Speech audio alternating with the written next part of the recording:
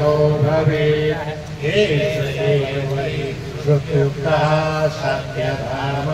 सनातन सत्यधर्म सनातन सत्यधर्म सनातन एषा देश एष उपदेशः एतदनुशासनं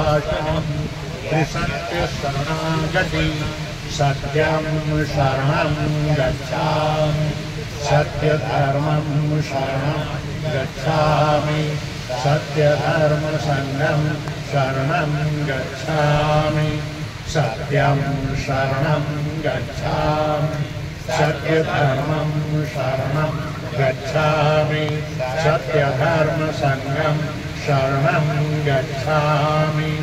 सत्यं शरणं गच्छामि